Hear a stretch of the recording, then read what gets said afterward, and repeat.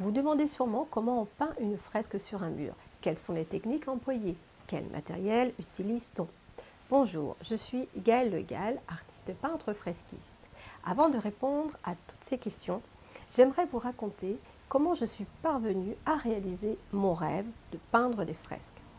Comme beaucoup de personnes, je suis admirative des tableaux et des fresques peintes par les grands peintres de la Renaissance, dont la magnifique fresque de la chapelle Sixtine à Rome, peinte par Michel-Ange.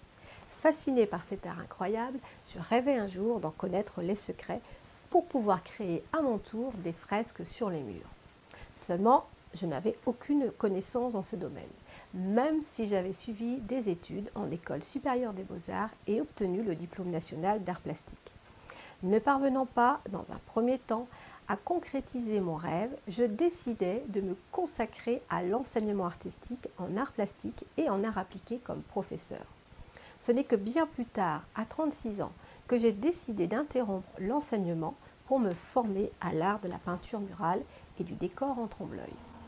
À ce moment-là, j'ai eu l'opportunité de suivre une formation diplômante professionnelle en tant que peintre décorateur à l'AFPA de Morlaix et de me spécialiser en peinture murale grâce à des stages auprès de M. Jean-Luc Sablé, directeur de l'école Sablé, cours supérieur de peinture décorative et de trompe-l'œil de Versailles.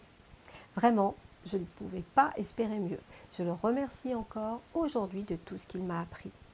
Après avoir suivi ce cursus, j'ai enfin pu réaliser mon rêve, peindre des fresques. Je me suis alors inscrite à la Maison des artistes et j'ai commencé à créer des décors et des fresques pour les particuliers, puis les commerçants, les mairies. Si vous souhaitez découvrir mes fresques, allez jeter un coup d'œil sur mon site intitulé www.gaellegall.net. Le Gall avec un seul L et tout est attaché. Connaissez-vous l'origine du mot fresque ou de la peinture murale? Il faut savoir que la peinture murale ou pariétale, c'est-à-dire la peinture murale des cavernes, est aussi ancienne que l'humanité.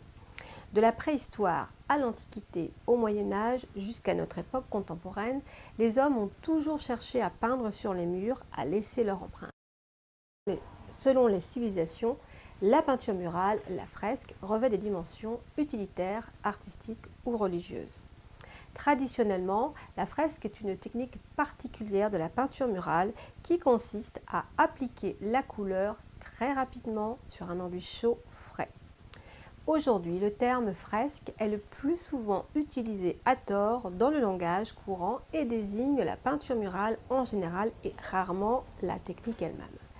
La fresque a pris le sens de peinture murale et de trompe-l'œil dans l'art urbain ou les décors de théâtre à partir du XXe siècle avec l'évolution de l'industrie chimique et les découvertes des résines acryliques et glycéro, ainsi que la commercialisation des outils et des pots de peinture.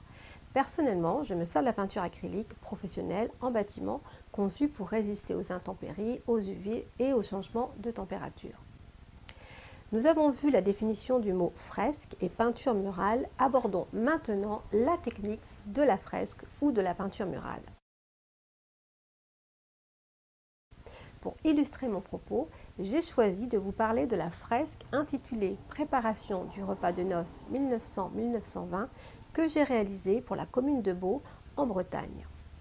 Cette fresque fait partie d'une série de 12 fresques sur le thème du patrimoine culturel et historique de la ville de Beaux. Il fallait respecter un cahier des charges très précis et selon certaines conditions. Je devais créer une fresque associant 2 cartes postales avec la possibilité d'interpréter les documents tout en conservant l'authenticité de la scène reproduite. Je devais veiller à la ressemblance des coiffes, des costumes, de l'architecture.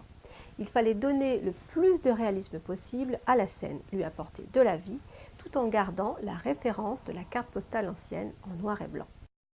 La dimension de la fresque de 3 mètres sur 4 mètres plus la légende mesurait à peu près 12 mètres carrés à 15 mètres carrés.